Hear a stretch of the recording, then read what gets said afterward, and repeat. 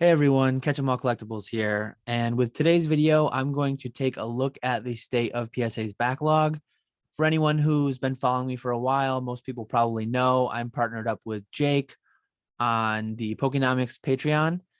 Back in December on this YouTube channel, I posted kind of like a look in to our monthly meeting at the time. I did a presentation on the state of PSA's backlog showing this chart.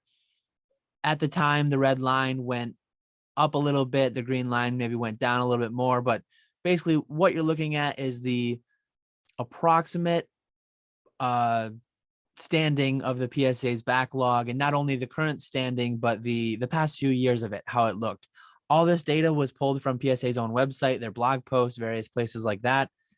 They currently have, shout out to their podcast, the PSA pod, I believe it's called. If you Google that, you should find it. Every week they do a podcast. I think they shoot for Monday, but sometimes it comes out a little late. First of every month, they do a little bit of a live update on where the backlog stands. As I'm recording this, April 26th, I think you'll be seeing this on May 2nd. The backlog early this month was right around 5 million cards. So likely they're in the 4.5 to 5 million card range, as shown by the blue line. So the blue line is like where we actually were. January 2018, far less than 1 million cards. Everything that happened, I'm not going to get too in depth, but the insanity that was 2020, the backlog kind of went up quite a bit, past 4 million, 5 million, 10 million, peaked somewhere. Some reports said 13 to 14 million. Some said 10 million plus. These were all like official posts or blog conversations from Nat himself. So we don't have an exact number, but somewhere in the 10 to 14 million card range. Anyways, they're stating themselves that it's right about the 5 million card range right now. So the reason that I'm showing you this, going back to my video that you saw last Thursday, if you watched it, if not, maybe go check it out. I'm contemplating sending to CGC again. I still haven't acted on that. I haven't gathered anything together to officially send, but what I want to talk about in this video is I recapped where we are, kind of how we got there. Where are we headed though? As of today, as I record this, the $50 tier economy is still not open to the public. You have to play the lottery game, or you have to submit through a middleman like Polaris Grading. And it's coming back pretty quick, but a month to 3 months, depending. But we've still got 5 million cards to process. They're grading about 40 million cards a day, or 40 million, 40,000 cards a day. So doing the math quickly, if they were doing 100% of their capacity to the backlog, it could be done in maybe 4 months or so. They're doing about 80% to the backlog, so maybe 6 months. It's the end of April now. We're shooting towards the end of October. The green line that I show is kind of an optimistic scenario where PSA either doesn't open new tiers lower, because if PSA opens the $50 tier fully, or if they start doing lotteries for cheaper tiers, they're going to get more cards. So there's like multiple variables at play. How quick the backlog gets completed is based on how many new cards they take in, and is based on what their capacity is and how quickly they scale that. Their capacity seems to have kind of stalled a little bit per gem rate, per Pokemetrics, but it's in the 10 to 12 million cards per year range. If we stay where we are and they don't get too aggressive opening new lower tiers, we could be completed with the backlog as early as like fall, maybe September, October. What I think is more reasonable, and what we've actually been tracking, I did update this in early January, mid-January, and at the time you could see that since that last update in January, we've progressed down the yellow line. Not the worst case, not the best case, right in the middle. And I think that's the most reasonable likely outcome. Nat has stated, and I truly believe PSA. I don't believe grading companies a lot of what they say, but I do believe Nat and I do believe PSA when they say that they are committed to getting all these cards that were in the backlog as of April 1st, 2022, when it was 12 million cards. They've stated they're committed to clearing those out of the backlog before the end of 2022. So I believe them. The backlog won't be zero. They grade 40,000 cards a day. If they had a backlog of 0, they'd have graders sitting around having nothing to do. The backlog is always going to be hundreds of thousands of cards. I mean, they grade 200,000 cards a week.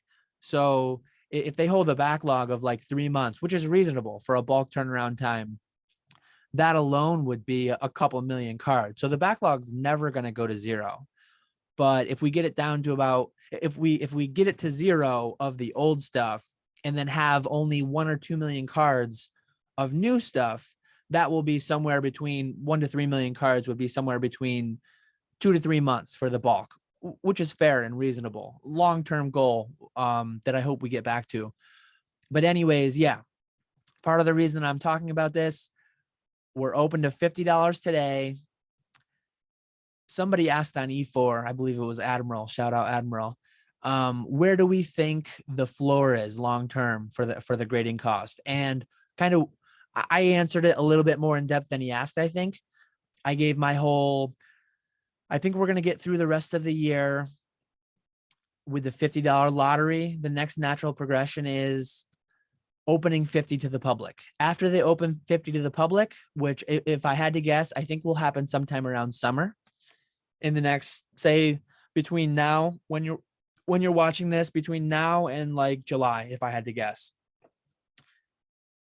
I would be pleased. I wouldn't be overly surprised. I would be a little bit surprised, but I would be pleased if they didn't open it to the public and just kept lotteries until October, and then the backlog would be completed in October. But I have a feeling they're going to open it fully to the public sometime by the summer.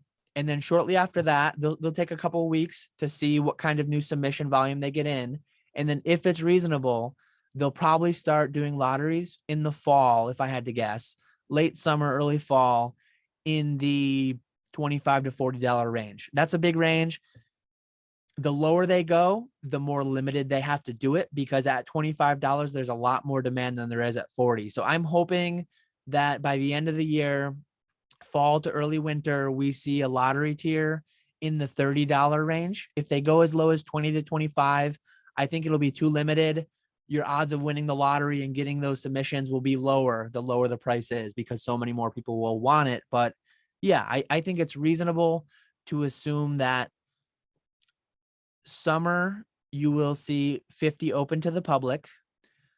Late summer, you will see a new lottery tier below, probably in the $30 range, $40 range. And then by the end of the year, I would be shocked. I would be shocked if you see a tier as low as or lower than 25. So my like optimistic goal for the backlog is getting done in October. If they were to hit that, I could maybe see $25 lottery like to start 2023, but I do not see anything opening to the public sub 30 by the end of the year. And I don't think they're going to go along this red line. If they do open 30 to the public before year end, if they open $25 lottery early summer, the backlog will likely grow.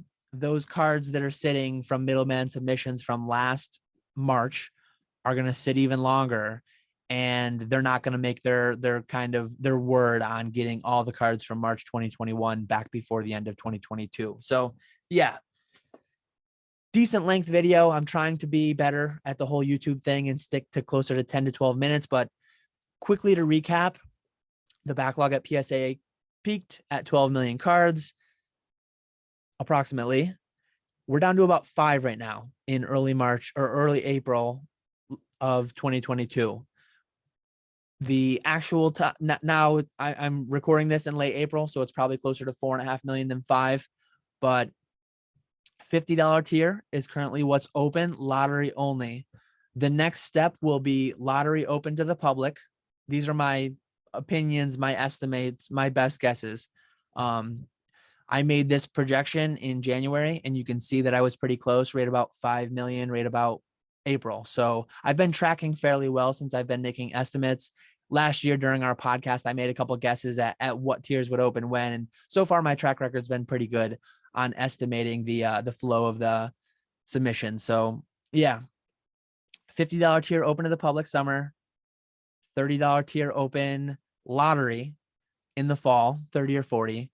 And then the earliest I can see it is 2023 for a $20 tier. Naturally, it's going to come in through the lottery system. Go back, check my channel if you want to know how to win the lottery. I made a video on that. But yeah, long term, this whole 10-minute video, 12-minute video, I haven't answered the question that was asked on E4. What is my long-term goal for, or my long-term projection for what a grading cost will be? Inflation's a real thing. The longer we go on, the more inflation hits. I think 10. I truly think we'll get to 10 because PSA is pumping out 10 or 12 million cards a year.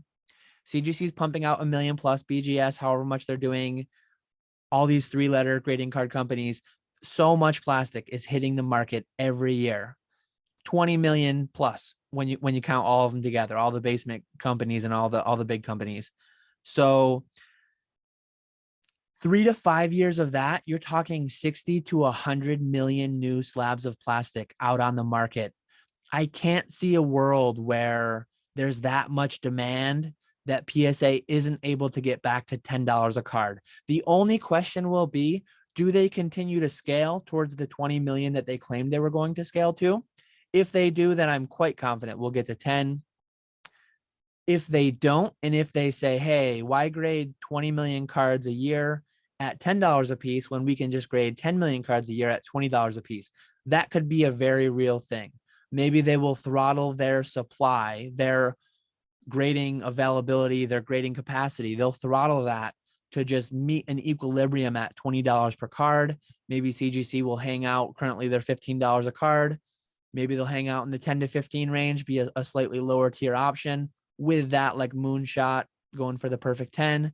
And then PSA will be the $15 to $20. So I'm never going to guarantee anything, but before 2025, and so that's going to like drive some people crazy. That's such a long time horizon, but within the next 2 years, you'll be able to grade a card again at PSA for $20. You won't be able to within the next 8 months. You won't be able to in 2022 grade a card for $20, but before 2024, you will. I think I said 2025 a minute ago. So yeah, we'll almost definitely 99% chance we'll get to 20. I lean towards 15, maybe even intermittent. Back in the day, we used to have quarterly specials, maybe the occasional quarterly special at 10 to 12. But yeah, that's my overall thoughts on grading, where PSA has been, where they're headed. And given all that, going back to my video last week, CGC might be on the menu in the short term just to have some amount of quick flip, really specific things. Can't send everything to them. But yeah, that's everything. I think I've gone on long enough, a bit longer than I intended. I appreciate you all watching. Let me know in the comments below if you've got any questions, comments, concerns. If you think any of this is wrong, let me know your own predictions, projections. But yeah, I'm not sending too much more at $50 per card. I'm probably going to hold out for late 2022, targeting sub 30 will be my next batch of a few hundred cards. And in the meantime, maybe I'm going to send a few hundred cards to CGC. So appreciate you all watching. I will catch you all later.